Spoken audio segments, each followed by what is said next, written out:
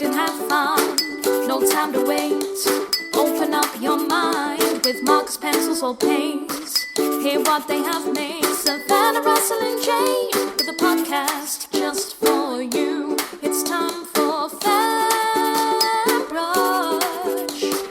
Artists with a lot to say. It's FanBrush. Listen, it'll make your day. Hi, JL. Hey. How you been? It's been forever. I know. Yay! Yay! Look at your beard. Yes, it's gotten quite mighty. Jay, I was about to gesture to the screen where the two of you are, and expecting you to look at each other like the Brady Bunch. I can tell you, shooting Week in Horror. I very often, because we can't be in the studio right now, so we're each recording from our offices. But I'll be talking because we do audio only. So I'll be talking at the mic, and I'll be gesturing to where Alex and Eugene would normally be in relation to me. Mm-hmm. I like your Thing poster there in the background. Oh, thank you. Yeah, I love that movie. Yeah, I'm a big horror fan. I don't know how. I don't know if Russell told you. I run a horror podcast called Week in Horror, and awesome. we just entered our second season. You can find us on any podcast site, any podcast hosting site, Spotify, iHeartRadio, Google, Apple, anywhere that it's hosted, and we're also on YouTube. Excellent. Mm-hmm. It's pretty funny hearing JL's take on different horror movies. Like that one scene in, is it Jason X, where he's in the simulator and he's picking up the sleeping bag and slamming it against the tree. Yes. where they happily recreate the sleeping bag kill from Seven. And that's Savannah, that's Jade, that's JL. Hi. Hi, Savannah. Hi, Jade. Good to meet you. Hi. It's my friend JL. We've known each other for about 15 years now. Oh, wow. I think 15, come up on 16, I think. Yes, because I was working graveyard at Denny's whenever I met you. Ooh, excuse me. Bless you. Bless you. Thank you. Yeah, been a while. Mm-hmm. Graveyard. Oh, pardon me. Bless you again. I apologize. I've kicked up the dust because there's always dust where you never expect it. And I'm actually redoing my office. And I got a brand new desk. And I'm going to set it up on the other side of the room. So that way I can use the entire wall right here. I can use all of this wall as a backdrop. And I can show more of the cool stuff that I have. Like the autographed pictures I have and, various shit I've collected over the years. And it's going to be there in the corner, but I have to get I'm waiting on a new glass cabinet so I can move my dragon collection over to the corner because it's gotten so big. I need a second cabinet. And once I get that in, I'll be able to set my stuff up. But I was going through throwing all your trash away. And, we got rid of a bunch of old stuff that we don't use anymore. And I just kicked the dust up in my office. Now I'm just like, I guess we should introduce ourselves. Hi, my name is Russell. I like art. Hi, my name is Savannah. I also like art. My name is Jade, and I'm going to go out on a limb here and say I also like art. I'm JL, and I also do like art. Yay! Yay! You're our first guest. Oh, very cool. Yay! So is this episode 1 for y'all? No. Oh, okay, cool. But I'm your first special guest, me? Yes. Oh, that's awesome. Yeah. We've been recording a little bit early. We got 3 or 4 episodes before we started releasing. Oh, cool. And we're recording early for spooky season. So nice. We brought you on to talk about making horror movies and stuff, because I know that you make horror movies and you're also an actor and you've done a few horror plays too. Yes. Also, this is the FanBrush podcast. Thank you for joining. Oh, thank you for having me. We always forget. One of us always forgets, oh yeah, by the way. Halfway through talking our topic, and it's this is, by the way, if you don't know. Right. Yeah. And Russell always goes first. That's the other thing. Yes, because I'm the support extrovert. Yeah, I want to give you number one congratulations on having your own show. It's really, really awesome just to see it coming along. Thank you so much for having me as your first guest on. That makes me feel all warm and tingly inside. I know how difficult it can be. Week in Horror, we started it up September of 2019. Mm-hmm. And the first 2 episodes of Week in Horror we still have not released. Technically, there are 2 episodes that are out there that are archived, will never see the light of day. And it's I have them because they're absolutely terrible. We didn't know what we were doing. We didn't have a format because we just crossed the one, because every season for us is 52 weeks. So we do 1 episode a week. So 52 weeks, and that's 1 season for us. Now we're in season 2. We just completed shooting on that episode that goes live on Sunday, and I went back for like nostalgia purposes and looked at the old. The way I used to write out the scripts and everything for everybody. And there wasn't a script. I was like, let me go back to the very beginning. What did it look like to compare to what it is now? Because now it's a full-on production. I have a full-on recording script. I have everything set up. Everybody's got their points. It's structured and broken down. It's very, very professional looking. I went back to the very beginning and I was like, what did it look like originally? I totally forgot. Like, I still have those old scripts. And it was literally, I took a list of movies and I just put literally looks just like a list of movies with the dates by them, and that was it. No talking points, no nothing, no intro, no setup. It was just like, this is what we're going to talk about. Let's talk about it. And now we realized very quickly we needed to really tighten up and create a format that could get us to the show. And now episodes typically last about an hour and a half, 2 if we get really, really talky about it, because we're all of us are filmmakers. And so when we talk about horror films, we didn't want to do reviews. We wanted to do real deep dives into horror films themselves, like the ones that came out chronologically that week. So so that's why it's Week in Horror. This week these movies released. And so we also wish happy birthday to our favorite our favorite people in the industry, and we do some in memoriams for people that we've lost, like when Peter Cushing passed away, or Christopher Lee passed away, and stuff like that. We remember the legends that gave us the horror that we all grew up with, and that's pretty much what we do at Week in Horror. And we also do bloodbath debates, because when it comes down to it, we're nerds, and everyone's had a conversation about who would win in a fight between X and Y. Like, Jason would take Michael in a fight, or Michael would take Jason in a fight. So we actually do that, but only we formally debate that shit. So far, I think I'm the reigning champion. I had a good 4 debate streak going on, and I lost recently because I decided to take Leatherface in Leatherface versus Ash.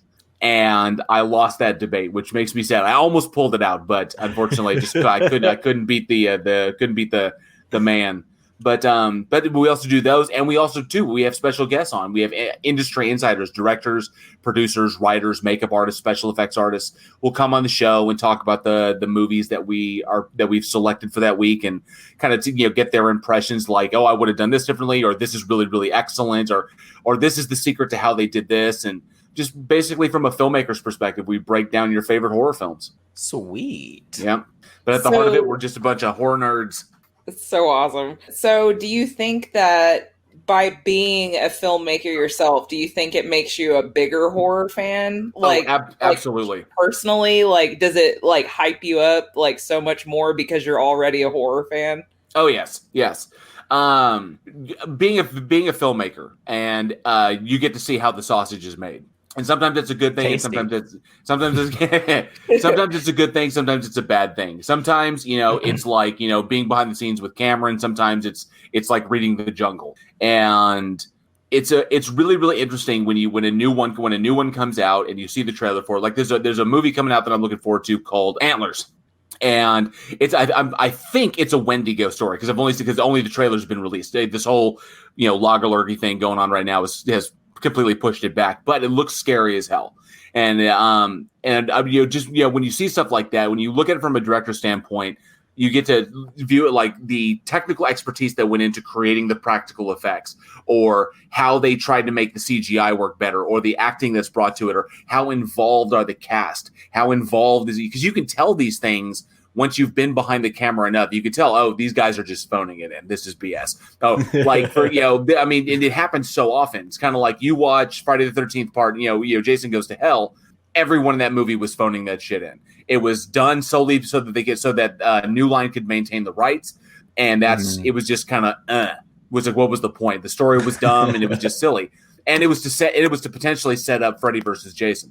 But you take a movie like Cabin in the Woods, every single person on that set, behind it and in front of the camera, they loved being there. They're invested. They love the story. They love their characters, and you can tell these things. Once you've seen actors on stage, on set doing this stuff, you can separate the special effects and the music and the sound design and all that. You can separate it all and say, I can see why they went with these choices. I can see why the director wanted to shoot. You can see the cinematography from the director's standpoint, which is always really, really cool. And it made me even more so because now I understand the mentality that's going behind these things. And I can watch 5 minutes of movie and say that director didn't give a shit. They did that for a paycheck. This is BS. But you can tell when there's real love there, and that just makes it all the better. Nice. So cool.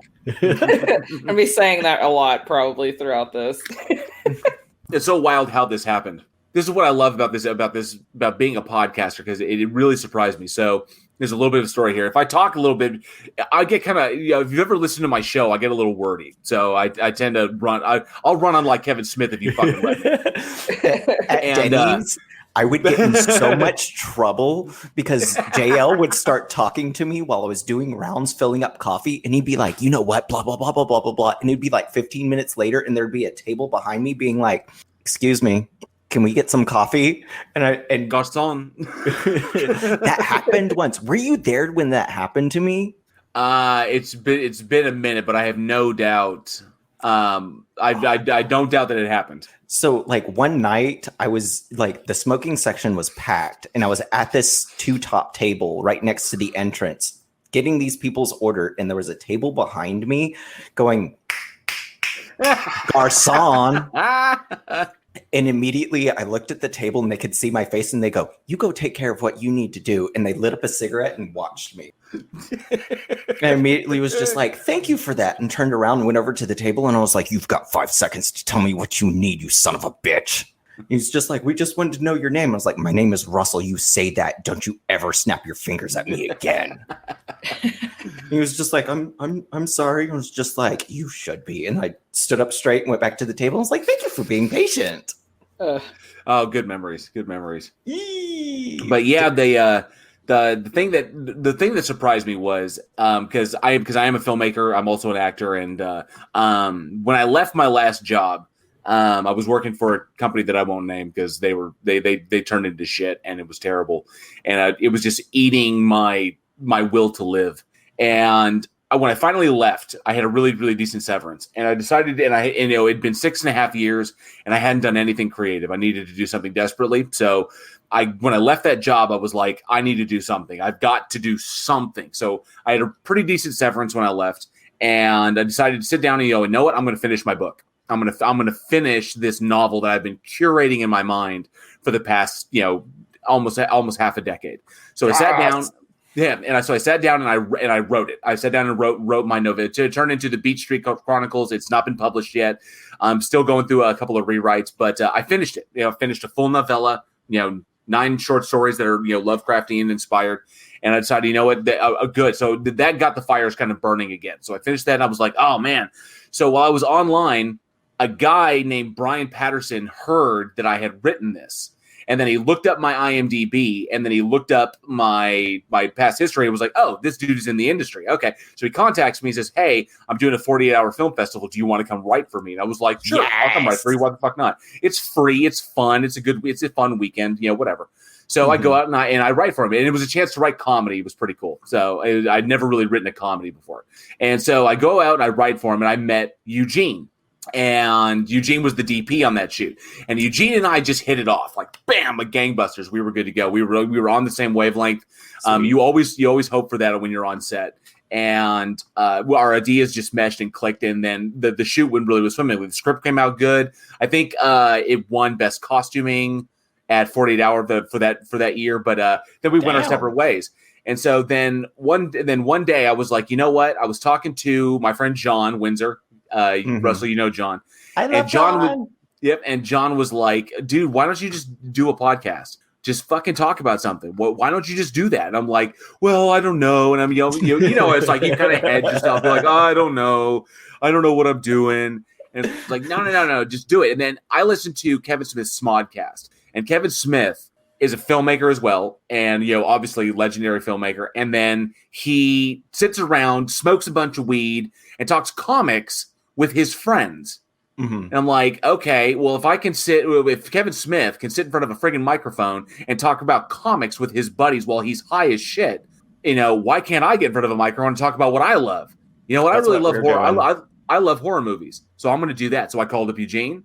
I was like, hey, I got this idea. What do you think? I called up my friend Alex, who was a coworker of mine at that bad job, and he'd already left as well. And I was like, hey, what would you think of this?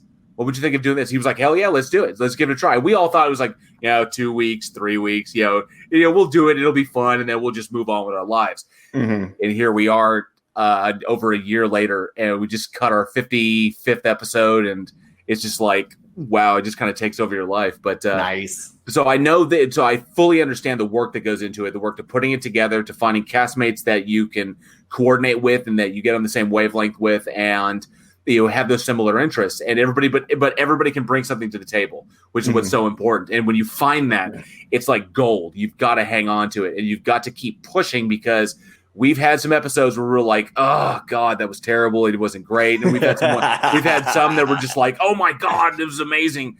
And those are you just keep pushing forward. You keep pushing the name out there, and you do it because it's so much fun. It's just so much fun. It's the highlight of my week to sit in front of this microphone and go like, yeah, I love horror movies, man. Yeah, it's great, dude. You know what's funny is Savannah is actually I wouldn't say you're not a fan. I wouldn't say that she's not a fan, because there are horror movies that she does like. So I will at least say that. But she is not a fan of the super scary ones. I'm selective. I have things in horror movies that I don't like. Like jump scares is one of them. Like I don't like anything with a bunch of jump scares. But like I'm okay with gore as long as it has a purpose. I don't know. I'm just really picky. Like we were watching. Actually, we had to stop watching it because Cassandra didn't like it. She was here. But we started watching Poultrygeist last night. You said Poultrygeist? Yeah. the turkey one, or the chickens? Yeah, the trauma film. The trauma film, yeah. Okay. Yeah.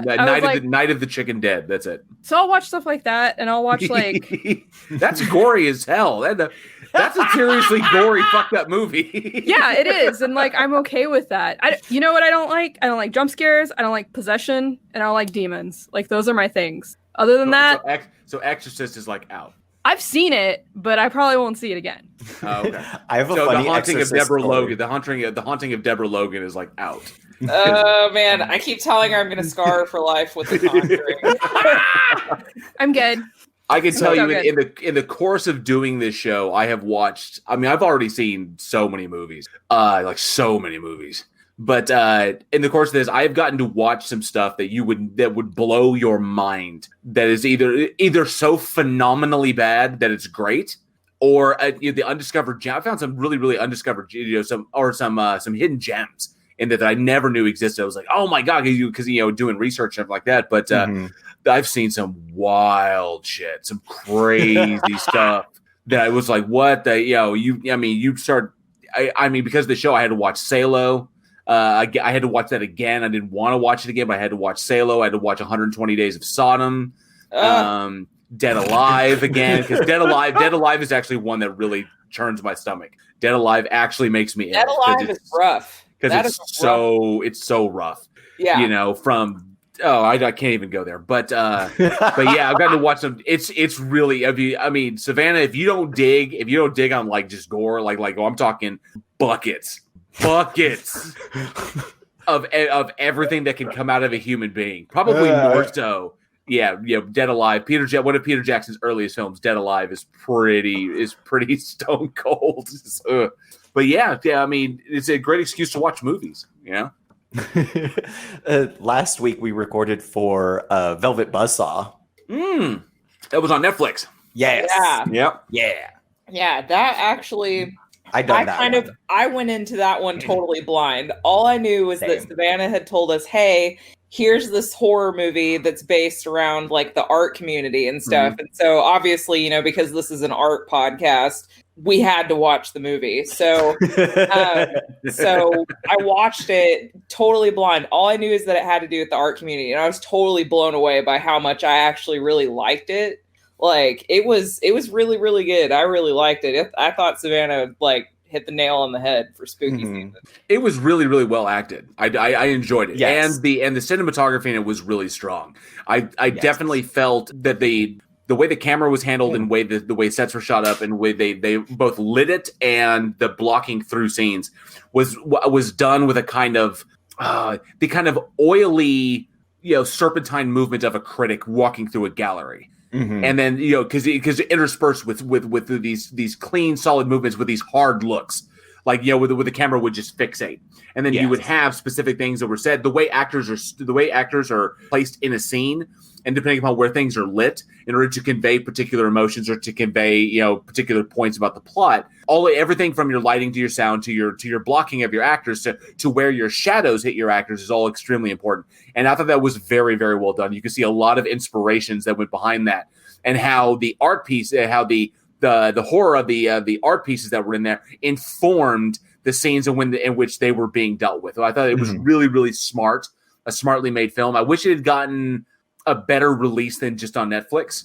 Yeah. Because that it pretty much solidifies it straight to cult status. It's going to be one of these cool ones where you can see some good A-list actors get to kind of have fun. Jake Gyllenhaal being, goofy, the way he is, and it was nice because it was a departure from Nightcrawler, which I really dug. I like that he can go to those depths, which is really, really cool. Wicked. Yeah. I like that he can go to those silly characters too. Yes. He can be super serious when he needs to. I think he's one of those super underrated actors too. Oh, definitely. Yeah. So what's a big inspiration for you, JL, when making horror? Or what's something that you try to gravitate to? Well, as far as would you say as a filmmaker or as a writer? I was kind of thinking that as I said it, and I was like, that could go so many different ways. As an author. Well, I shouldn't even call myself an author yet. That's not honest. No. Yes. Because I'm not published. I'm not published yet. My book isn't published, so technically, I haven't authored anything. I've just written stuff. So I guess as a writer, makes you an author. I'll say you're still an author. As a writer, my inspirations are pretty classical, like Shelley, Lovecraft, Poe, then contemporary Kuntz, King. I love some of James Patterson's stuff. There's a lot of really cool. I like his flow and how he reveals things throughout his stories. I have a fondness for descriptions like Larry McMurtry. Just really, really cool. Just kind of like that. But I think I lean more towards the King side as far as the way I describe things, and I lead toward the cosmic horror side of H.P. Lovecraft in that. In how I set up my characters and set up kind of my stories themselves. That's me as an author. As a director, obviously, you can name off the Spielberg, Cameron, Kubrick. All the greats are inspiration of mine. I've taken a little bit from everybody. John Carpenter is a really big influence of mine. Stuart Gordon is a big influence of mine. Brian Yuzna is a big influence. I really like Fulci. And some of the Italian greats are big inspirations. And just in the way that they Hitchcock is a big inspiration of mine because he was always looking for ways to force the industry into new things. So as much as he was an auteur of the thriller and suspense in the macabre, he was a visionary when it came to what changes Hollywood needed to make in order to push the industry forward. Just like 1960s Psycho was instrumental in basically creating the Hollywood or the theater experience that we know today. Because back in the day, say pre-1960, 1957, you go to watch a movie, you could buy a ticket at any point. You know, the movie could be halfway over, and you could buy a ticket, and I have a ticket, go in there, watch the back half of the movie, and then you could stay in the theater and then watch the front half of the movie and then carry on your day. It was very open to people's schedules. Hitchcock changed that. He stopped that. It was like, no, because the big twist on Psycho was that Norman Bates was, the killer. That was the whole big thing. And he didn't want people spoiling. He didn't want people spoiling the ending for anybody. So he forced theaters under contract that if someone came late to the show, they could not buy a ticket. They had to buy a ticket for a later showing to see the movie from the beginning to the end. They forced. So that was something that we take for granted now, but back in the day, that was a major. That was a huge thing because he changed that. Not to mention the standards of violence, the standards of before Psycho, you couldn't depict a shower, you couldn't depict the bathroom on screen, and yet here we are doing an entire scene in the bathroom. That was epic. And so I love him for how he forced the industry to change to suit the artist's needs, the creator's needs. This is my project. This is my product. This is what I'm putting out. It's meant to be viewed this way. Your bullshit standards are your low standards are not going to harm the way my art is perceived or how my art is taken in. So so he forced those changes, which is amazing. Artists should be able to have that kind of power. Unfortunately, we don't these days, unless we're completely self-produced, like on podcasts, we can set our own rules. Yeah. But I long for that kind of power, or I hate to say power, but that ability of control over the artwork that you're creating, because it just doesn't exist these days, not anymore. But those are some of my really, really big influences. So one of the things that we first started doing on our first episode of the podcast was describing how the moment where we found out that we are an artist or wanted to pursue art. So do you know that moment for yourself?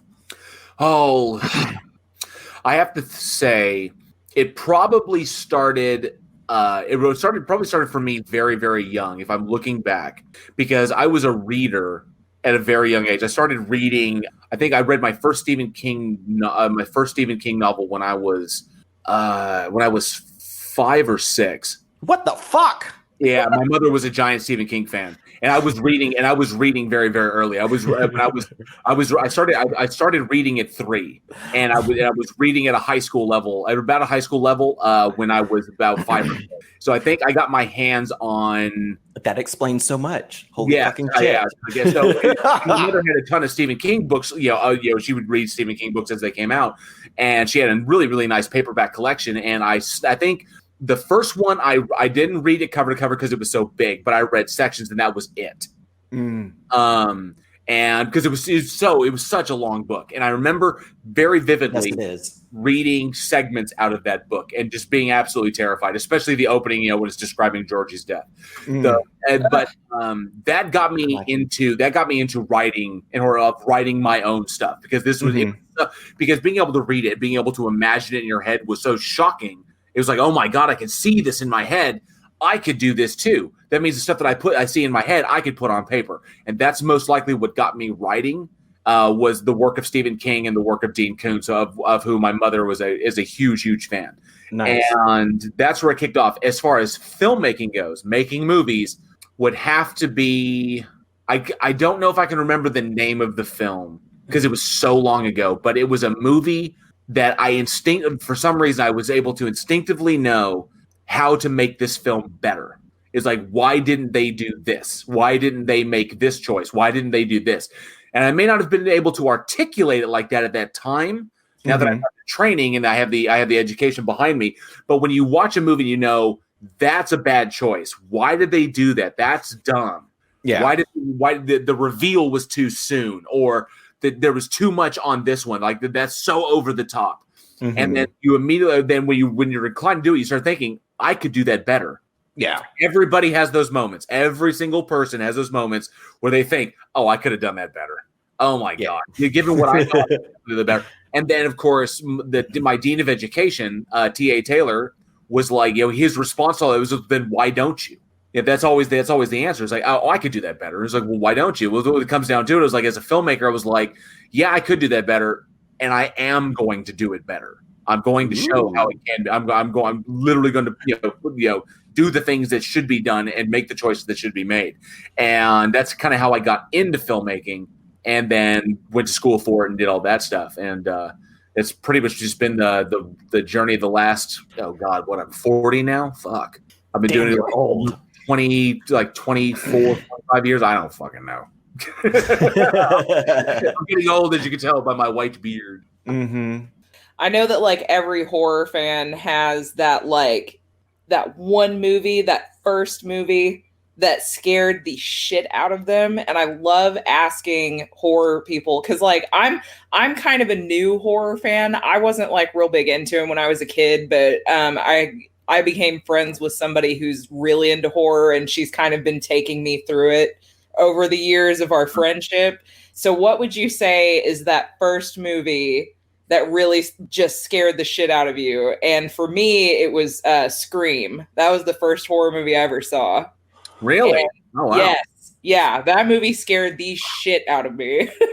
So I just want to know, like, what would you say, if you could think of one, what would be that first movie that really just got under your skin? That would be The Thing, 1980, John Carpenter. I saw The Thing. It's one of those vivid memories that you have from your childhood that just never goes. And I pissed myself to this movie. My uncle was watching it, and this was 1987. I think this was 87. Damn, you're old. And when I first saw that movie, that I firmly believe that scarred me, because the concept, the idea of the bad guy being inside your friends, and you coupled with the fact that you never know what other people are thinking, you never know what other people's motivations are, and now you couple that uncertainty with, there could be a fucking alien inside your friend waiting for the opportune moment to jump out and to break out and eat you, or to absorb you or something like that. That's terrifying, especially when you're in your formative years. It was like I was 7 years old, maybe I was 8, and it was just kind of like, what the and you just don't know how to process that shit. You sit down a little kid and let them watch the 1990 It TV series, which I saw when it aired when I was 10, and Tim Curry as friggin' Pennywise coming out of the drain. No 10-year-old knows how to process that. And here I am with H.P. Lovecraft hanging on my damn wall, saying it was like, yeah, I'm totally normal. Yeah, absolutely. Yeah, totally. Yeah, you're a well-rounded. Yeah, I kind of lucked out. I didn't see it until like way later in life, but I have a feeling like I'm pretty sure my parents were like, no. That's not gonna like no. They would let me watch horror movies if I wanted to, because my parents, they weren't into like the super gory stuff, but they liked some horror movies. Like they're the reason why I became a Godzilla fan. Wait. So my parents got me into Godzilla. So like I kind of grew up with horror movies, but they weren't really like a big thing until like later in life.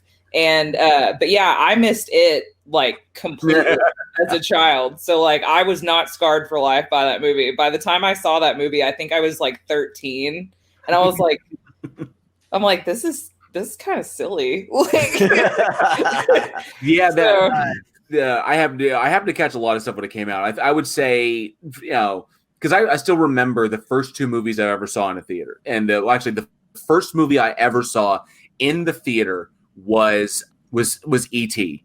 And I only know that because my mother tells me, because she remembers it, but I don't really remember watching E.T.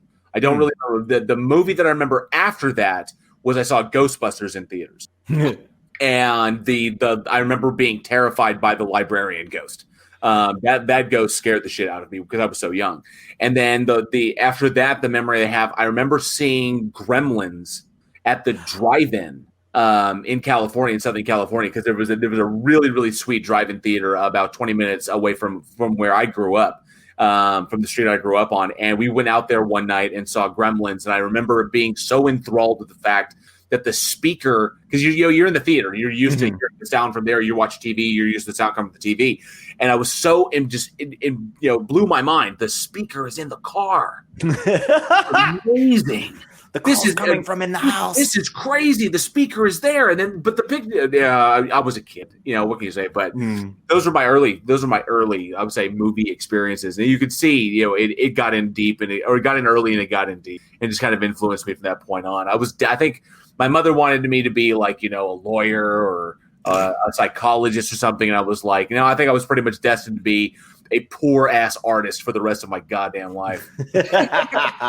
But hey, the friends I've made, the communities I've been a part of, the projects I've been a part of, the stuff I've created, no one else has done. And those experiences everyone has their own individual experiences that cannot be replicated, cannot be duplicated, and no one else can claim that they've had them because they are unique and they are palpable and they are so important to each and every one of us. And that is what we live for. So I could say, yeah, more than any, court case or more than any psycho babble I could jam at somebody. Fuck that. I love being an artist. I love being a filmmaker. I love doing what I do. You look around in my room, it's a history of my experiences here, and it's freaking amazing. I love it. I wouldn't change anything. Nice. You're quiet, Savannah. It's the beard. It's intimidating. I know. No, I don't know if I have a lot to offer because horror movies are not my forte. Like I said, and by the way, Gremlins scared the shit out of me when I was a kid. Okay, when the fuckers in the tree, that was scary because the Christmas tree is like shaking. She's like, oh no, and she's like going towards the Christmas tree. What is that? What is that noise? What's making the tree shake? Get the hell out of the house, woman! And then she's shocked when the tree attacks her. No. Okay, oh, no. Then she stuck the sucker in the blender. That was hilarious. But yes, I can tell you. So the big thing about horror, and the one thing we always try to stress, that the horror genre is so important, both creatively and societally. Societally, the horror genre has always been a kind of litmus test for the anxieties of society at the time. That the things that are bothering society, the thing that society is worrying about at the time, is that at that point right there, you can always tell when the horror movies come out because they're always in advance. They're always kind of a canary about what is bothering our country or any country, bothering society at the time during the late because if you take what was going on in the 60s with the Vietnam War and the counterculture revolution going on, and then all of a sudden in the late from the late 60s all the way through the 80s, you have the kind of the film response was that decadence and hedonism were going to lead to destruction. That was what everybody was talking about. Well, when I talk about decadence and hedonism and and misbehaving and not being a good little girl, when I talk about these things, you automatically envision slasher films because slasher films created the final girl. The final girl is always the purest, and then the people who get killed were usually doing drugs. They were having sex, so they were doing things. Homosexuals, gays, or that respect, because these were the things that made people anxious. People who were gay, the AIDS epidemic, people who were minorities taking jobs, the various the countercultural, the sexual revolution of women was so huge then, and yet this is how horror responds. Horror responds by showing the sexually independent women getting smoked by the masked killer. Well, this is what at the time was, with the boomers, boomers were the big influence there because that's where all the money was. That influenced horror. So that was an anxiety of society at the time. But now we're past that. Now we have strong female characters, strong female leads who will kick ass in horror. Okay, yeah. We're beyond because now we've gone beyond that. And the further you go back, you realize. You go back to the late 1800s, it was all about the devil. It was all about vampires. It was all about werewolves. It was all about the dead coming back to life. This is all Eastern European influence. This is all biblical shit. And these exactly. Dracula, the Wolfman, the Creature of the Black Lagoon, which is the unknown, which was the fears of exploration and expansion. Things going into areas where we don't belong. These were the anxieties of the nation. This is what informed horror. So horror will always be a litmus test for the anxieties of society. Always a canary in the coal mine for what is to be feared next. Okay? And then it's always important as a catharsis. That's the second point that horror is a catharsis. The horror genre has always allowed people to go and experience their inner I hate to say the word inner demons, but their inner angst, their inner anxiety, to experience them, to deal with them, to get the catharsis from them so they're not holding on to them, and live it vicariously through the individuals on the screen. Anybody can tell you that they can watch a horror movie, especially why people love certain genres. They love slasher films. They love slasher films. I hit my cord. They love slasher films. They love mystery, or they love gore movies, or they love zombie films, or they love person on person violence. Where it's nothing supernatural. It's just people. Everyone's got their own particular thing that they really, really dig. Like it's found that people who really love found footage movies typically have voyeuristic tendencies, and they like watching from a distance, and they really, really dig the found footage deal because it's like they're watching, they're keeping an eye. Weird. This is how it plays in. They can go and watch the movie in theaters and get that catharsis and get it out of their system, at least temporarily, and go about living their lives. The horror genre has allowed more people in this world to maintain productive lives and be productive members of society just for what it offers on the screen, or what it offers, via cable or via DVD or anything of that nature. And it's always been so important to have, because it also asks questions. What would you do in this? We can reflect via the character's decisions what we would do. I wouldn't do that, or I would definitely do that. Or shit like that. I wouldn't run upstairs while there's a dude with a hatchet and try to actually go out the front door that's open. Why would I do this? Okay, it's gotten so much now that they will make the jokes in horror movies. I'm not doing that. I've seen too many horror movies to do that. That has become a trope in horror films. That the characters have watched horror films. We know what to do. So, like the trailer for Freaky that came out. Yes. In one part of it was like the one of the guys and the girls are talking to each other, and he's like, "I'm gay and she's black. We're gonna die."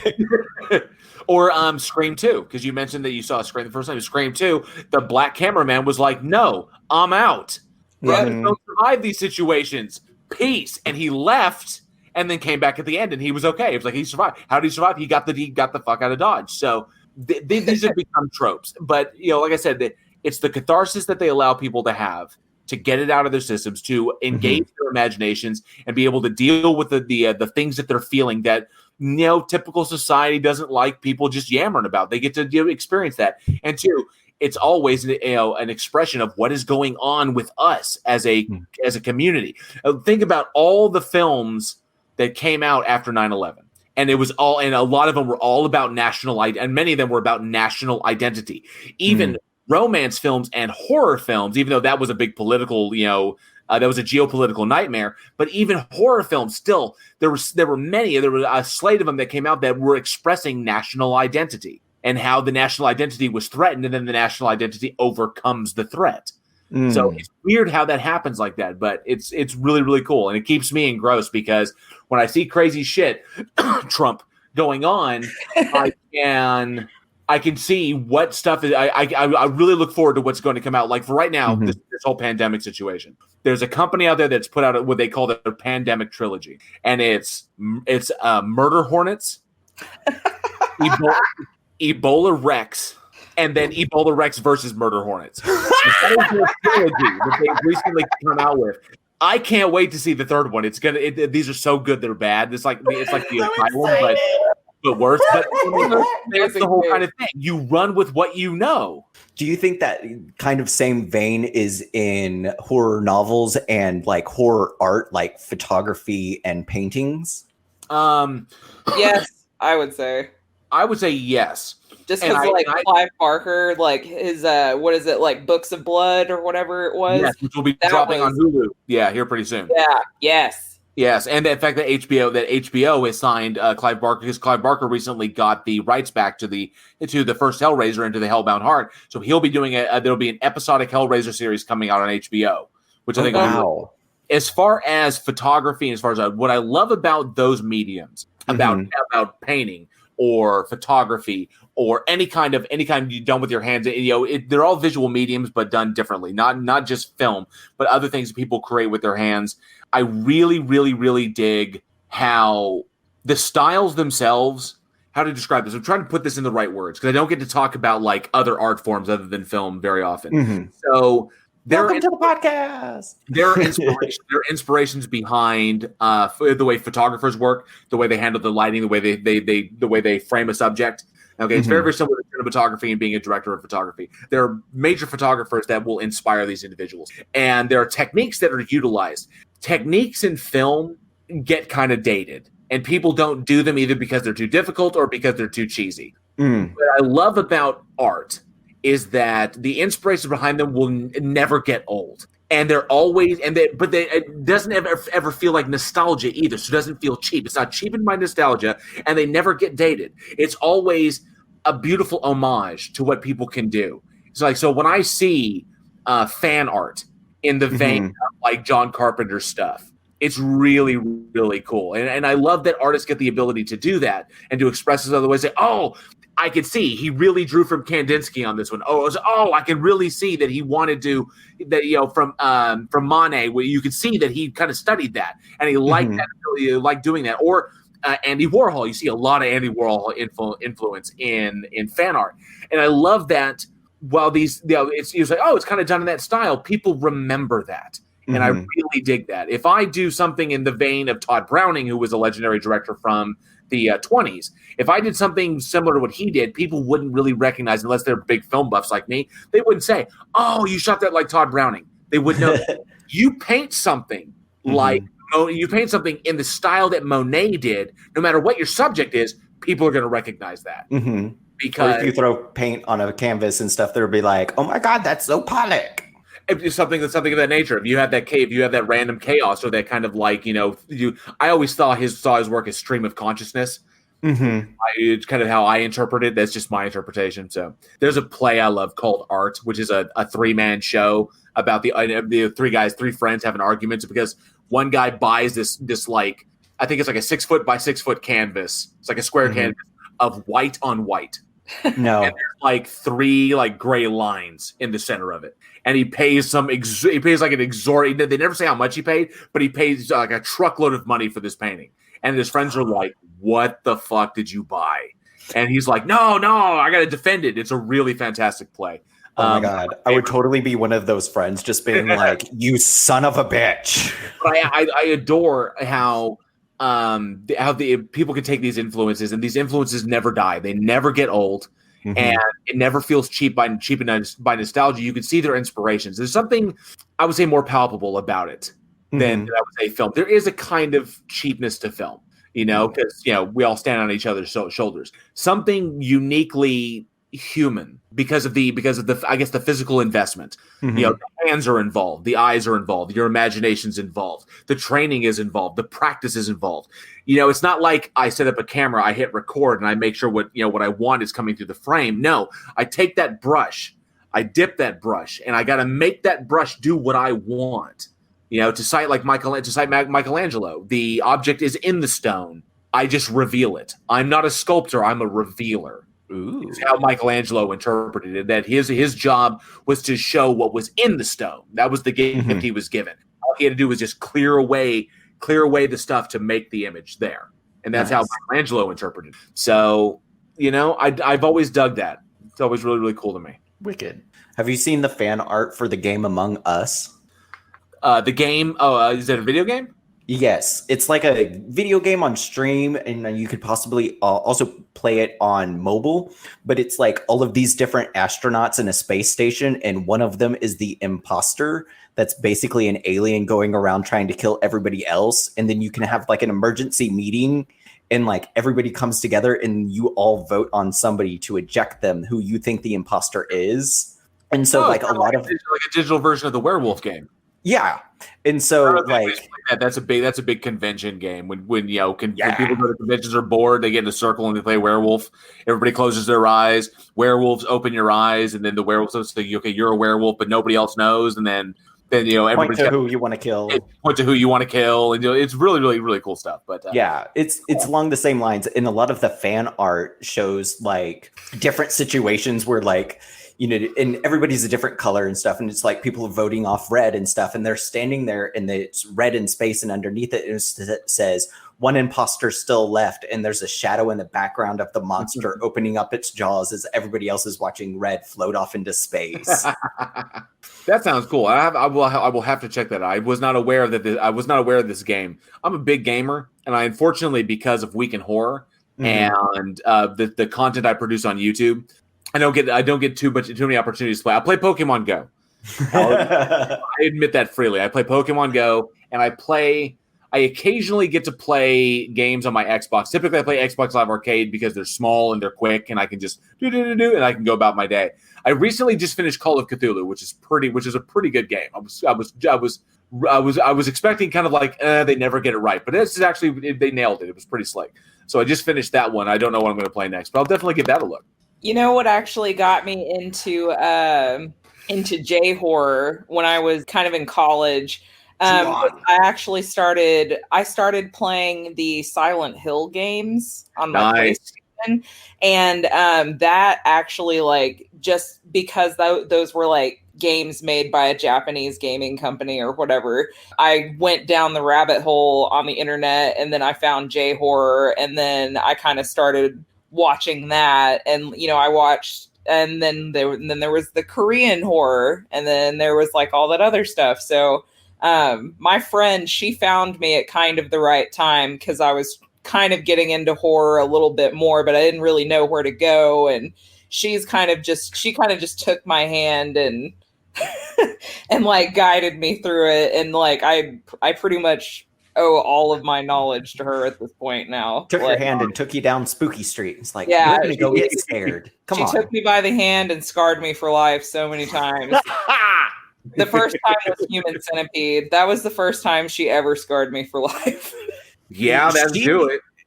She scarred me with Trauma because we watched the Romeo and Juliet one. And then there was like one scene in that I was just like, I'm done. This is not my cup of tea. Like, Trauma is not for everybody. Trauma is not for everybody. Trauma is like beer. Like, you either like it or you don't like it. I've never met anybody who's just been like, Trauma's okay. Like, and we also smoked a shit ton of weed before doing that too. Like, I have the worst luck with smoking a shit ton of weed and then somebody being like, let's watch this horror anime about these people lost in space. Or like, hey, let's watch Halloween 2. Nope. I did that on Valentine's Day with Jessica.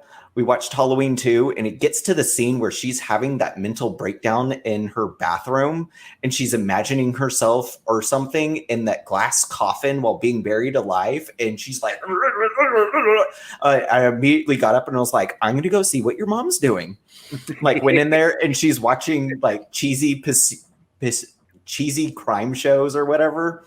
And I just sat there and she's like, what you doing? I was like, I'm going to watch TV with you.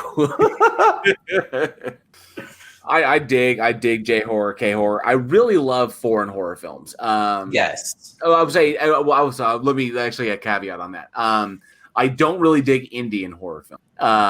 Indian horror films typically, Bollywood typically kind of runs, they draft off of Hollywood. So they'll do their stuff.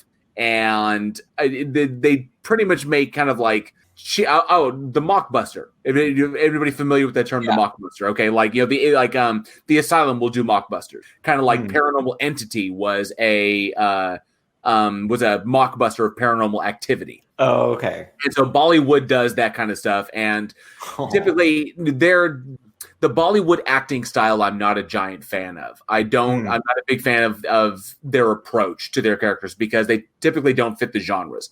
There have been a few good ones, good horror ones. Yeah, I know that they. Oh God, the name is obviously I don't know the Indian name of it, but there was a movie called Ghost House, and then that was redone in India. That was actually pretty good. So there's a couple of directors that get it, but mostly I don't really dig the Hollywood, the Bollywood style. But J-horror and K-horror are next level. Yeah. And so some of those, Savannah, you would not dig some of this stuff. Some of the stuff that comes out of there, like the original Ju-on. Yes. The original Grudge. No, that will give you nightmares. The original Ringu will give you nightmares. I can do that stuff. Like Audition. Oh. Yeah. Okay. Like, And some of Takashi Miike's stuff, like Citizen X, The Happiness of the Kataguris, Old Boy, Ichi the Killer. This did not for Savannah. Actually, I liked Old Boy. Wait, did you see the American one or the Korean one? I don't know. The American one with Josh Brolin and. Oh no, I think it was the Korean one. Then Bryce showed it to me. We should just sit Savannah down and just like have her watch a variety of horror movies and be like, "What do you like?" Yeah, I'm really weird. That's a string of content. You could do that on YouTube. It's like first timers react to this movie. When quarantine's out, we could all sit together and just be like, "All right, cool. We're gonna scar each other." Yeah, like I said, I say sit her on a couch. I say sit her on a couch. Put the camera off. Put the camera off about 45 degrees.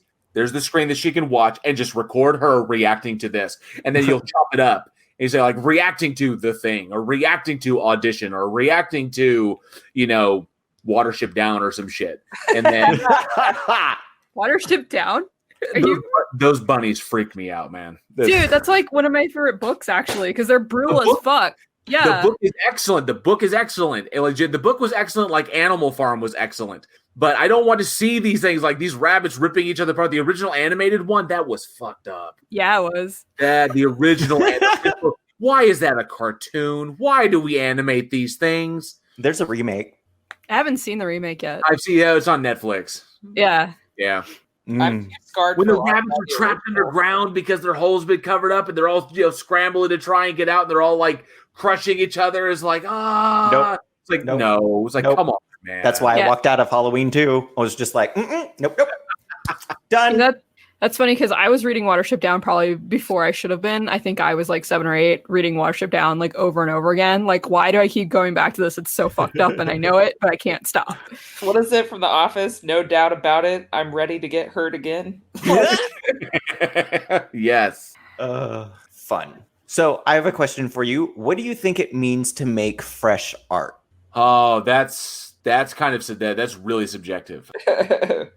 And we covered that. And that's a very difficult question because one person's fresh is another person's stagnant. And honestly, at this point, now I'm not saying there are no original ideas, but part of making Week in Horror, I had to actually create a horror movie database.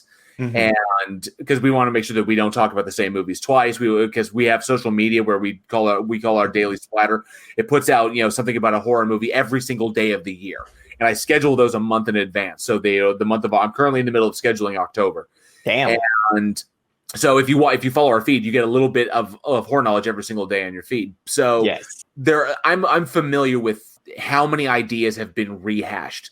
How many subject matters have been retread over and over and over again, from vampires to time travel?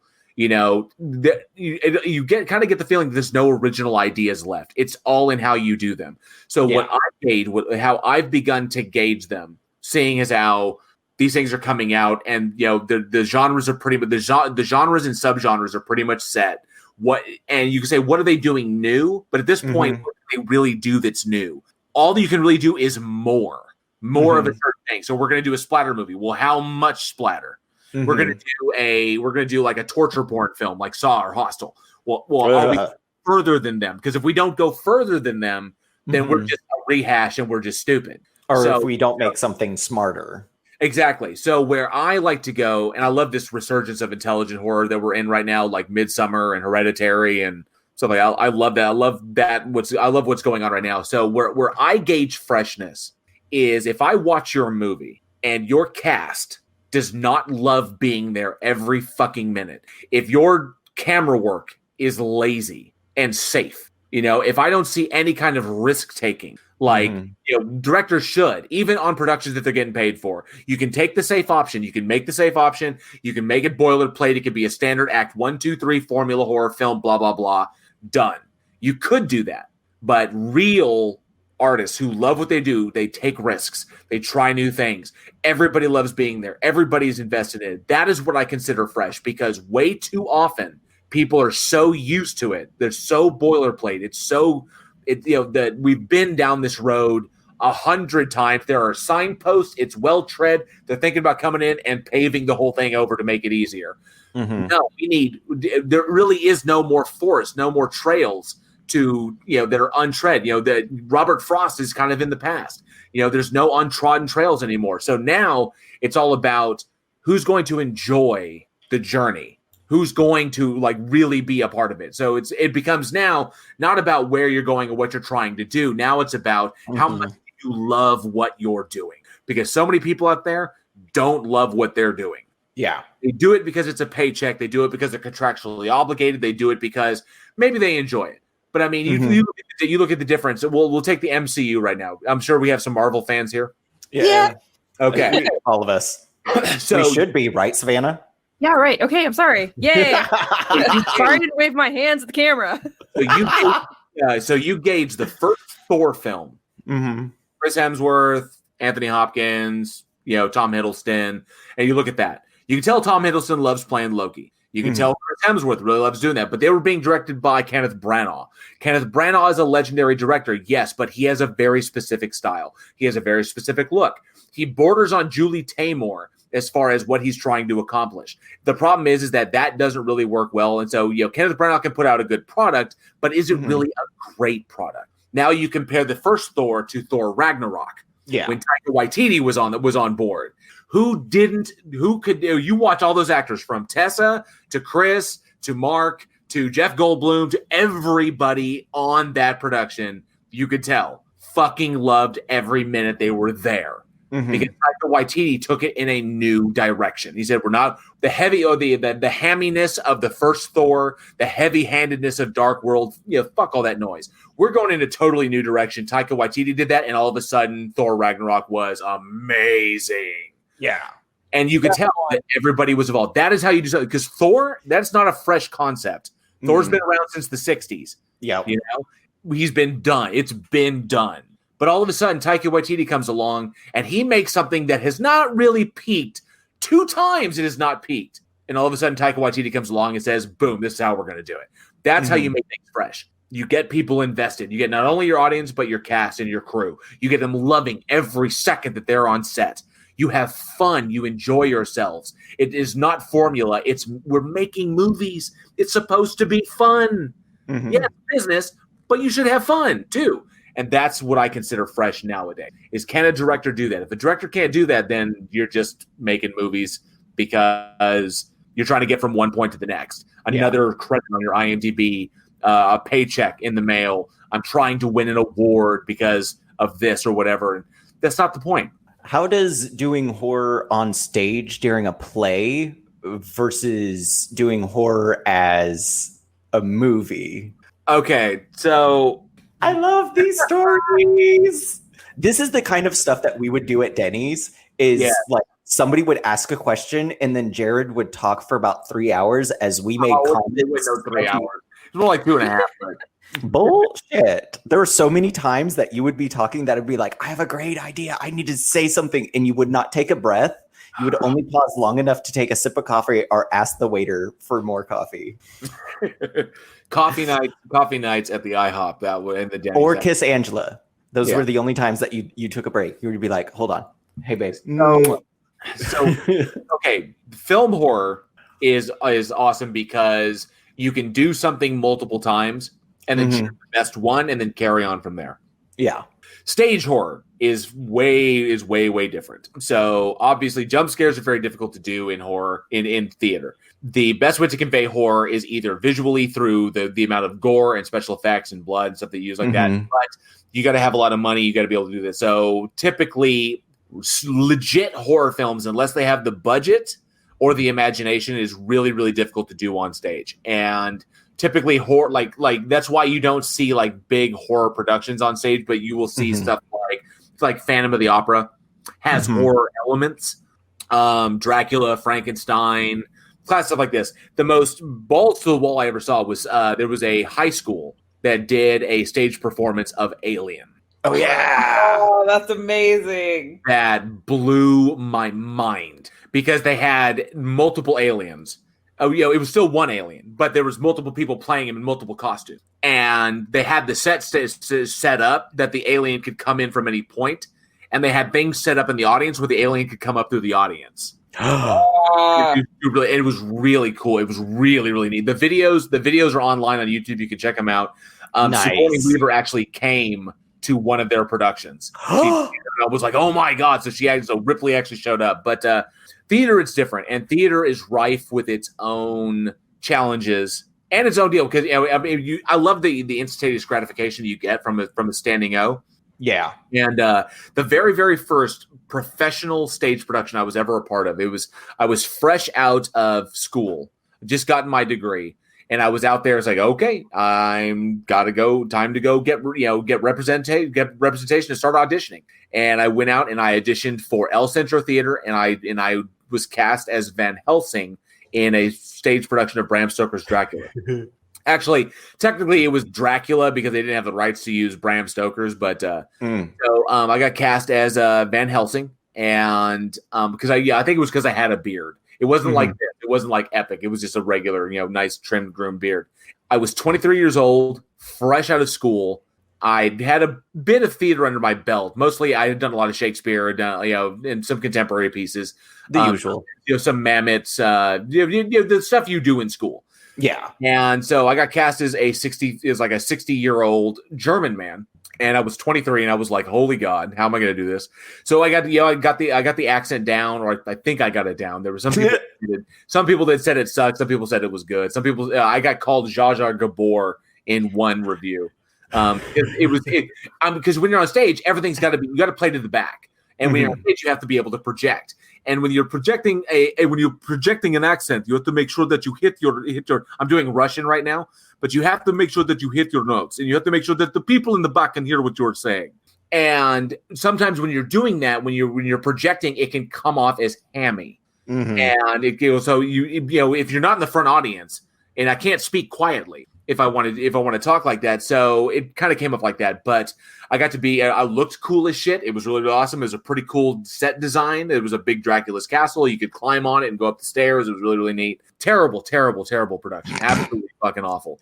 It was so, it was one of the worst stage experiences I've ever had in my life. And one of the absolute worst experiences I've ever had in my life. The question became, why didn't the cast revolt against the director? Because the director had no the costuming was fantastic. I looked great as Van Helsing. I did great up my hair, from audition all the way through the rehearsals, all the way to production. They didn't let me cut my hair, so my beard grew out and my hair grew out, and they grayed me all up, and I had the old man makeup, and I had these badass, tinted glasses that I was wearing. You remember them, Russell? Yes. And I had my pipe, and I got to actually smoke a pipe on stage. And I was wearing like 3 layers of tweed and wool, and it was just, I looked badass. I was carrying my bag of tricks. So there was a lot of fun being Van Helsing. The lines were really, really good. The cast was very, very talented, but the production was absolutely terrible, because doing horror, unless you've got the budget, is very hard, which is why we were the laughing stock of Halloween that season, and Dallas Theater Center, who put on Frankenstein, they got all the laurels because they have the money to do something like that. Horror on stage is difficult. It really is. If you can pull it off, it's fucking brilliant, because the audience is there. They're in the seats. They're standing 15 feet from you. And you can really engage with that and get them, because they're like, they're seeing it happen live. There's something to be said for that, but it's really tough to do, which is, I really prefer my horror in the theaters, on the screens. That way I know what I'm watching is a really solid production. Do you think like a play about like a supernatural like possession or like haunted house situation could come off a lot better than like in a play situation? Do you think that it could come off a lot better than other theater? In theater, it's difficult, because when you to convey the best fear out of those things, it's got to be audience interactive. I'm sure both of you have been to haunted houses. Yes, I've been to many a haunted house in my day, and Savannah's like, it's all about immersion. It's all about being a part of the experience. The ghost is nearby. It's like, oh, what's going to happen?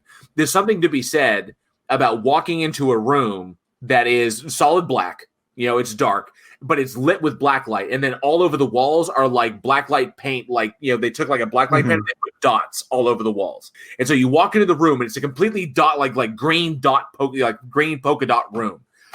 But there are people in black suits with that same green dots all over them, standing up against the walls. Mm-hmm. And they just, and all of a sudden, so you don't see a person, you just see your depth of field gets because as they move along, you realize the dots are moving around. And you're like, what? And then all of a sudden, there's a person who's like, it's a shape, and then they disappear against the wall again.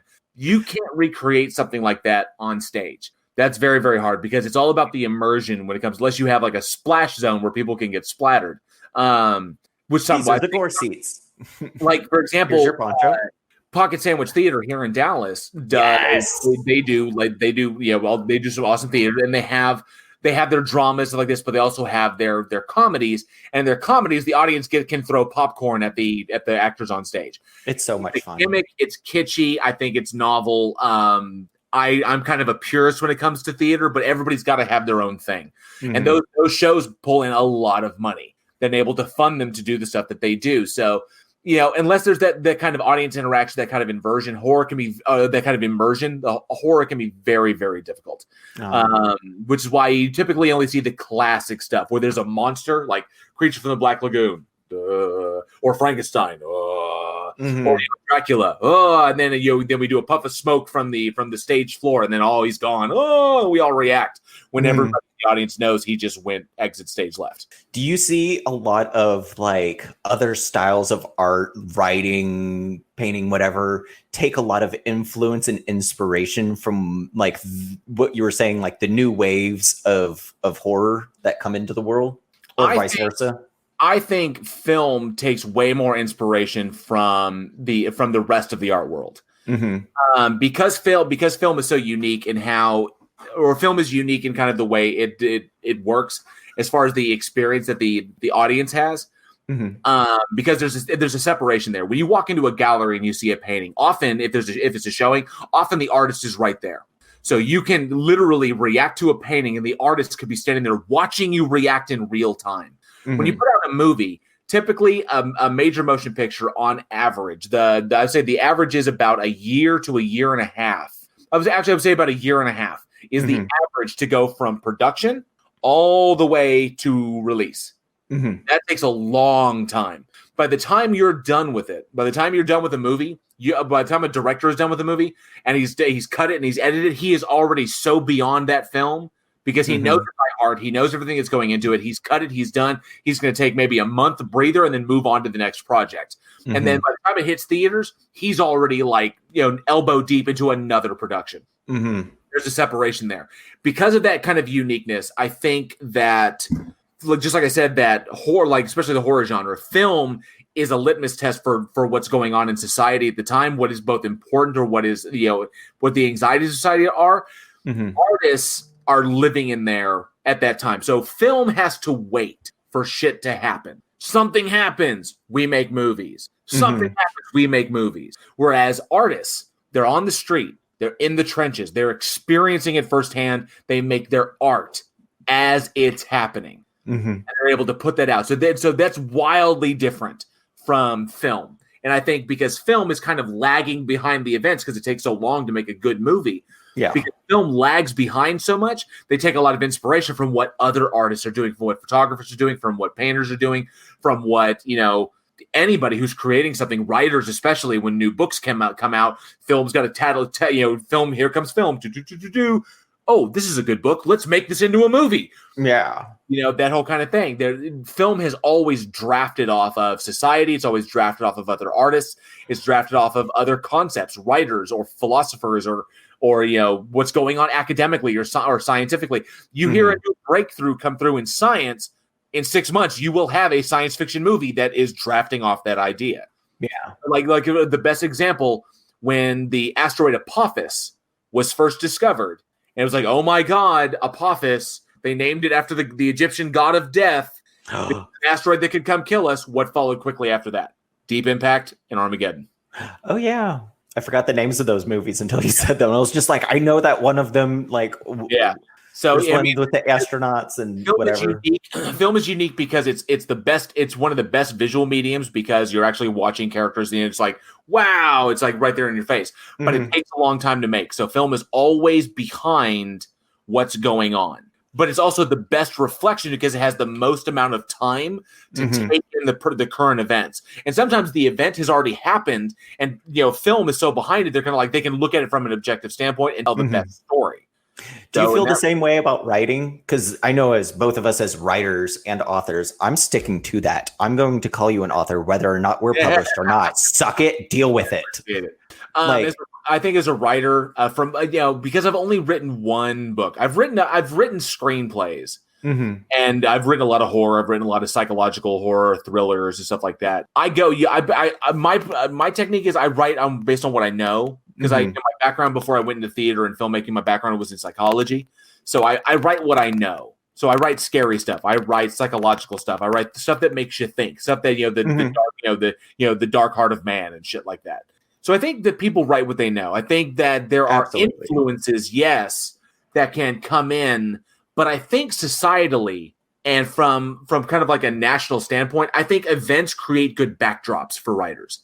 So you could tell a ghost story backdropped by the Tulsa race riots. Ooh, okay, that kind of like lends itself into allows the reader to really it's like, oh, this is going on at this time, and you could describe Tulsa the way it was at that time, and you could describe the violence that was going on, and meanwhile, there's a ghost story going on. I had a film that unfortunately I wrote that will never get made.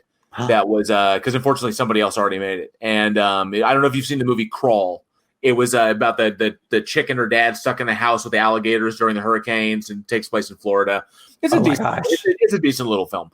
I wrote a script about 5-6 years ago before Crawl ever came out. I wrote a script about 5-6 years ago that I actually tried to sell, and it was about a young black woman who was recently paralyzed in a car accident, and she becomes depressed. She's upset. And she lives in Louisiana, and her family owns this old kind of crumbling plantation home on the outskirts in Louisiana, and her parents are dead. She inherited the house, and then she gets into a car accident and she's paralyzed. She's back in the house and she's contemplating what am I going to do with my life? I can't walk. This sucks like this. And then the hurricane hits.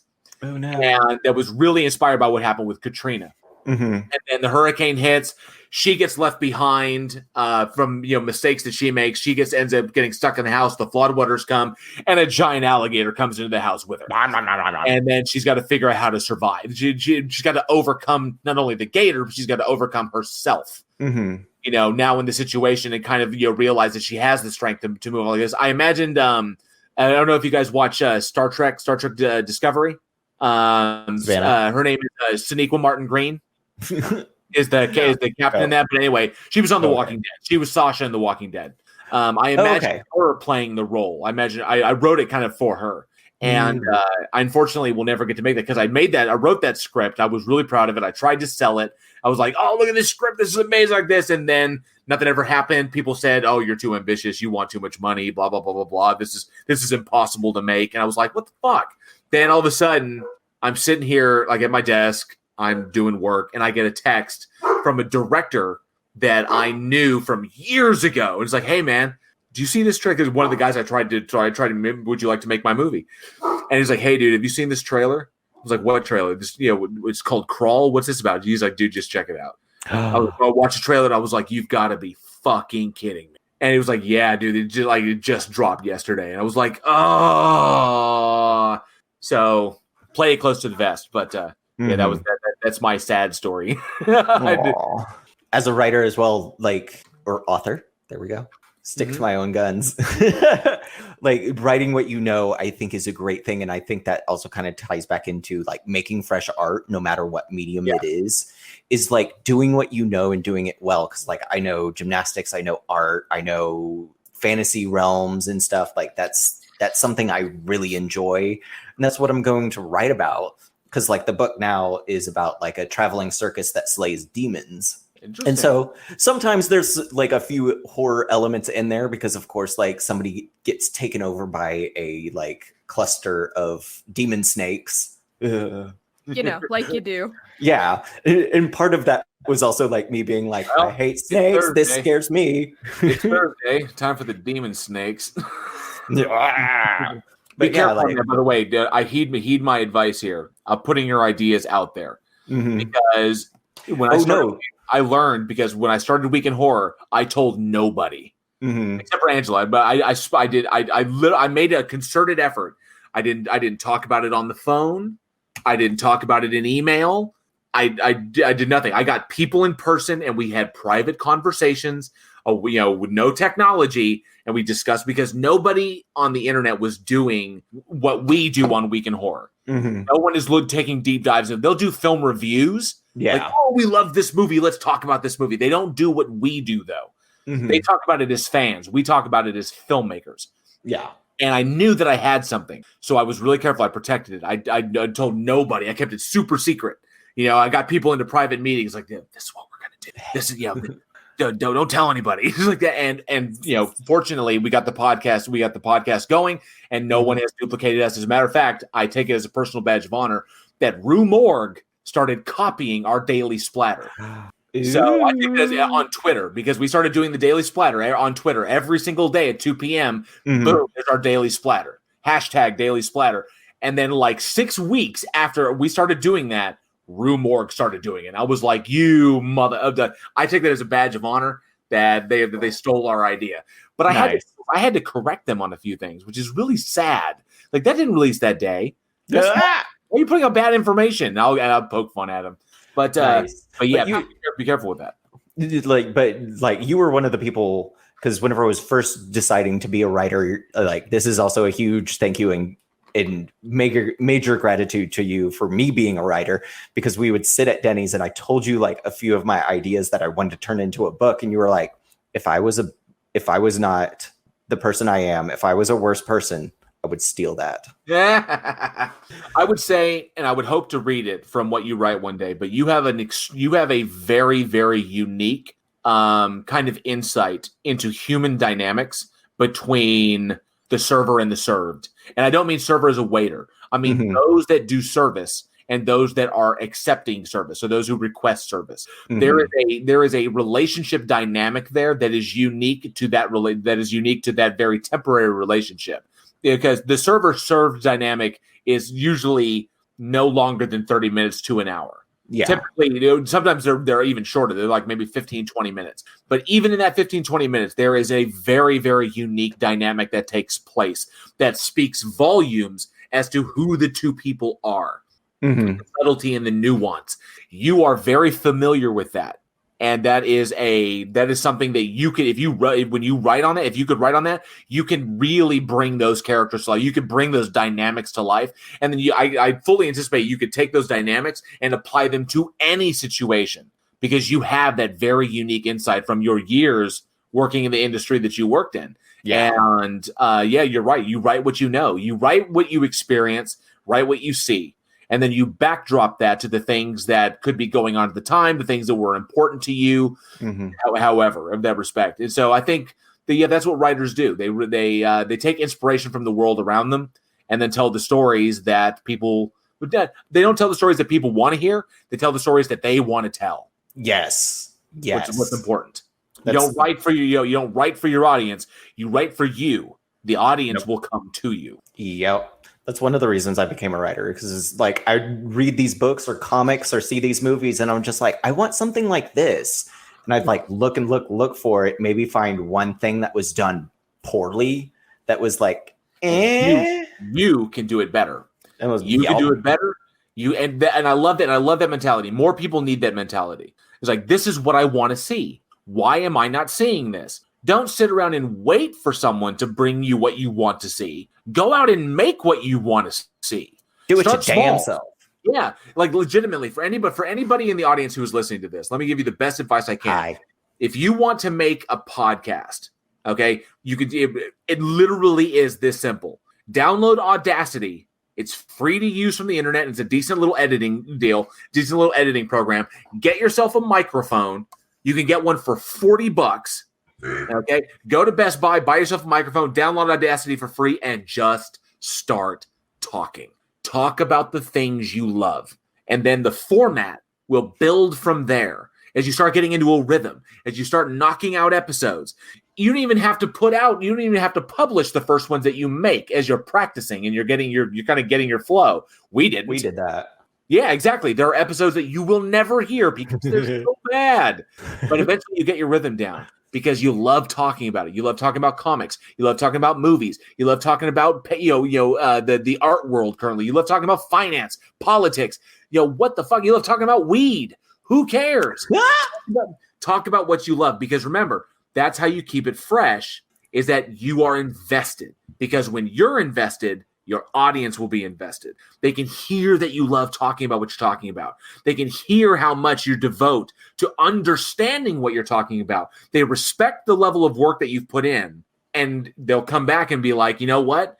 They really enjoy that. And that is infectious.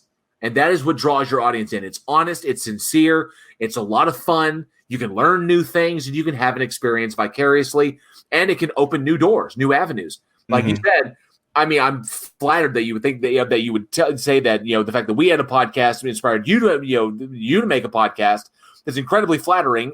I get kind of giddy. I was like this, oh man, I love the idea that we can tell people, yes, go and do it. That's what a friend did for me. A friend did that for me. Get off your fucking ass and go make a podcast. Go do it. Just fucking do it. If you hate it, stop doing it. Maybe you'll love it.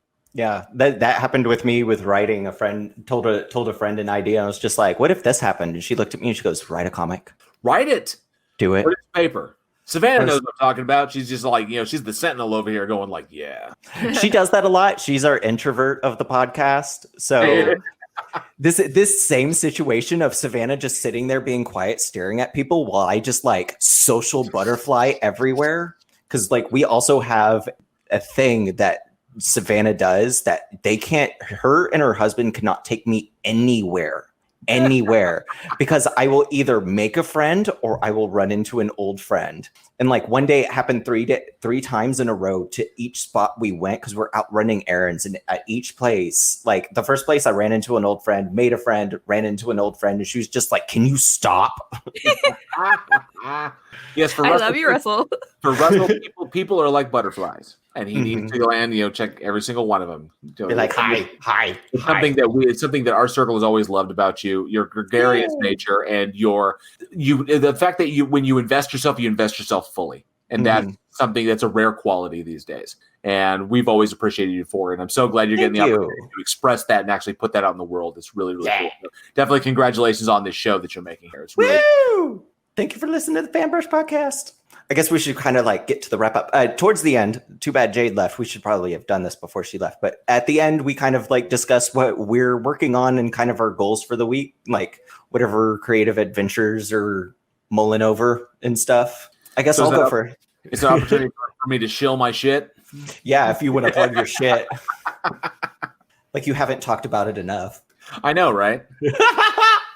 Can't stop yammering over here. Oh, I swear to God, Kevin Smith just rubbed off on my ass. So I sit there and I start yammering. I think I've gotten better at not tangenting anymore.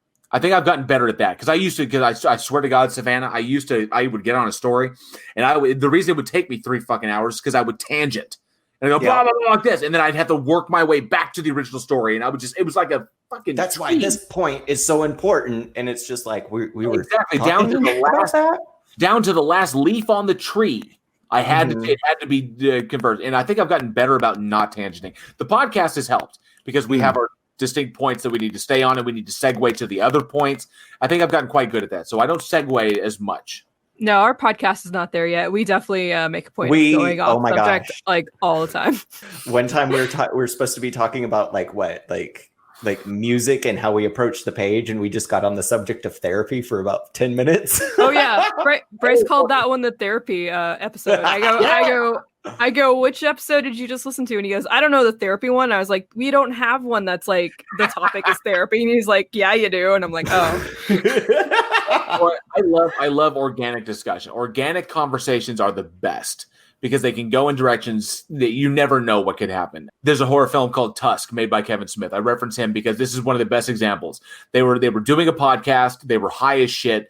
And they started talking about this article that came out in the classifieds for some city. I can't remember the city. And it was a person asking for a roommate, all expenses paid, room and board, The only caveat was for 1 hour a day, they had to dress and act like a walrus. Now, this was a hoax ad. It was a hoax classified. It was in the classifieds. And it was a hoax ad. It was meant to be a joke. So they start talking about this while they're high on the podcast and start laughing about it. And they start coming up with plot ideas as to why this would make a funny movie. And by the end of it, they had a synopsis.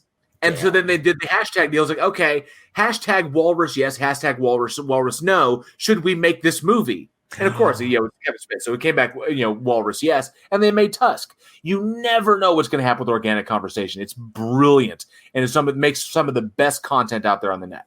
Sweet. So what are you working on? Oh, man. So I usually have this scripted. So currently right now we are in season 2 of Week in Horror. New episodes released every Sunday on wherever podcasts are hosted. Wherever you like to listen to, you can find us there. Just search Week in Horror. We also release our episodes on YouTube. We release those every single Wednesday. If you want, you can check out weekinhorror.net. That's where we have links to all of our stuff, to our online store. We have links to all of our episodes. You can check it out there. We are about to do our next episode coming up, which will cover, let me double check, October 4th through October 10th. And we are covering American Horror Story. That entire episode, we're doing the entire series in one episode. So we're going to be knocking that out. We also do our Bloodbath debates. We do those once a month where we put horror icons together in a fight. And we try to determine through, legitimate formal debate who would win. Mm-hmm. And then we also do our After Dark sessions, which are when we have a special guest on, typically a director or an actor or someone in the industry. We'll do a little After Dark session and just talk with them at length about their career and where they think, where horror is going and what they want to do and the things that inspire them. So we do that every single month. We're adding a lot of new content. We may be doing some Patreon only content. Ooh. Which should be interesting. Where we got a bunch for season 2, we got a bunch of things in the works. So we're thinking about doing that. We're thinking about adding watch parties and doing watch parties with our fan base on maybe Friday nights, like Friday night horror.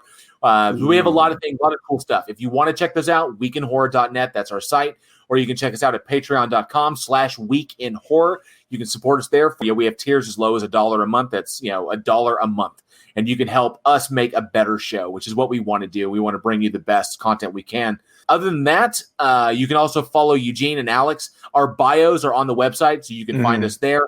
Check us out Facebook and Twitter. You can get our daily splatter. And, of course, you can follow me individually, JL Warren, on YouTube. I have my own channel where I typically, it's not horror. I debunk theists and woo believers. And I go after charlatans and con men and other jackassery on the internet. And I dismantle that crap and put it out there. So I go after the bad people, the Kenneth Copelands and the Aiden Rusvelts and the Kent Hovens of the world, and I shut them down. So that's my own personal content. So other than that, check it out, weekinhorror.com. Sweet. Or sorry, weekinhorror.net. Fuck, we don't know .com. We're currently in a scrap we're currently kind of in a fight to get the .com, but it's proving difficult. But yes, weekinhorror.net. You can check us out there. Sweet. What are you working on, Savannah? So, I don't know if you remember, but we had talked about I was going to be doing those tombstone ring boxes where I was going to paint them. And I was like, I want to get them all done before October so I can put them up on my Etsy shop. And I was like, sweet. It'll be super easy, real chill. I can knock out 10 of them. I'm still working on the first fucking one. And you remember how you asked me about what do you do? How do you handle mistakes? I totally fucked this one up. Oh no. So I laid it down and I was doing little drippies on the side of it. And I was like, cool, this is the last thing I'm gonna do before I go to bed. And I let it drip down the side. Woke up in the morning, go check on it. Thing was stuck to the table. So I had to rip it off the table. There's crap all over the back of it. And I haven't touched it since then because I'm pissed at it. Remember how we talked about not talking to your art for a second? I'm mad at it. It's sitting over there. I mean, it was my fault, but whatever. I'm gonna blame it. It's your fault. So I've got to sand it back down and repaint it, and I'm so distraught and I'm ready to give up on it, but I'm not good. I bought 15 of these things to paint, and I've only painted half of one. Somebody help me. I've also got a painting I need to do for Bryce for his birthday, which is long past at this point. It's a month behind. Yeah. When is his birthday? In a year? No, yeah, for his next birthday. He wants a lizard playing a saxophone for some reason, so I've got to paint that for him. He's so weird. I know. So I got to do that. And then Inktober's coming up. So I just wish it would start already because I'm sick of like dreading it. You know what I mean? Like I already want to be in the shit. I don't want to have to be like worried about it. So is that tattooing? So they do the tattoo thing. It's also called Inktober, but for artists, Inktober is like they release a prompt list online. I think around the 1st, and every day has a different like a subject or whatever. And you're supposed to do an ink drawing a day, like on paper. Oh, okay. Yeah, and I've never gotten through it. Like we talked about this in a previous episode. I think we've all tried it and never been able to get through it because it's literally finishing a drawing from start to finish, like one a day, and it's a lot. And I've never done it. So I've gotten through 5. But this year, I'm not going to do Inktober because there's a lot of controversy around the person that started that. Like he has plagiarized other people.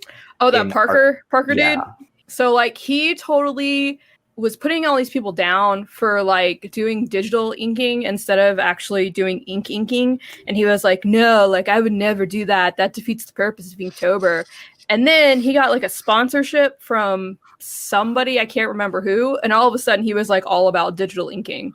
So woo. Elitist bullshit. But we don't have to do his prompts. There are plenty of other people who like put out lists. So we could even find like a spooky themed one to do instead.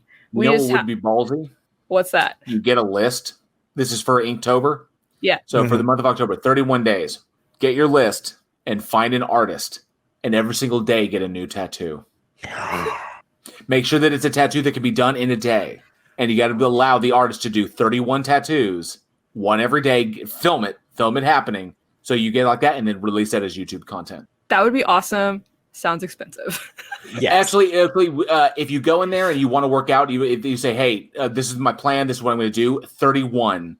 You got to be willing. You got to be willing to do it because the artist may come up with something silly, and you got to let him do it. But that's the fun of it. That's the fun. Some people, you're going to get those people go, "Oh, it's permanent. It's on your body for." No, this is a month-long memory that you have done something that no one else has done. Ooh. You have taken the inspirations from other people and allowed an artist to take those inspirations and put them upon you as their canvas. Ooh, I think that would be cool. That's an idea that just popped into my head. So that would be cool. Look at those gears turning. Look at those gears turning. The fuck up. You know too much. Russell, if you do this, I'll donate to this project. If I was a better person, I wouldn't steal that. I'm telling you, if you went to an artist who said 30 they will cut you a deal. They will say, "Oh, then we could definitely do this," because they're getting to advertise their work on your channel, and you're going to be putting out that that's who you're going to be working with. So this particular artist, and you sit there and then you say you're going to bring them a prompt. It's like, this is what it is. You come up with the idea, and then you put it on my body. I'll be back tomorrow, or we're going to do it again. We're going to do it for 31 days straight, and I'm going to be the showcase for what you come up with. That would be fun. All right, Russell, what are you working on right now? I'm getting towards the end of my read-through of the book, so I am about to start the outline, redo the outline, and I'm going to try to go through book 1 to book 3 of the entire outline before I start rewriting book 1. And kind of just go back through settings and character sheets that I've got going on. So that's something that I'm trying to stay on because life sometimes just sitting outside just distracts me for too long, and I'm like, oh yeah, there was shit that I wanted to do. Also, I painted the other day. So I'm busting out paints again, and since I have a day off from work where nobody else is home, I can get all the paints out and sit down and paint again. Yay! Yay. Yep. Also just trying to draw every day, even if it's just like a little doodle with the stick figure and a stupid face. They're like, that's my drawing for the day. Yay, bedtime. Done. Yep. That's how you do it. You plug away. I tooted. Cool. Yeah. Thanks. Sweet. Thank you for listening to the podcast. Hope you all have a great and wonderful day. Thank you for being a guest, JL. Yay! Thank you so much for having me. It was an honor to get to be your first guest. It's so very, very cool. And you know, you guys are kicking ass. I love the setup you got going on here, and I wish you all the absolute best for the future. Yes. We have his blessing. Woo! Time to take over the world. Suck it, bitches. All right, cool. Love you, mean it. Okay, bye. Hit the button. Thank you for listening to the FanBrush podcast. Try following us on Instagram at fanbrush.podcast and share your art. Goodbye.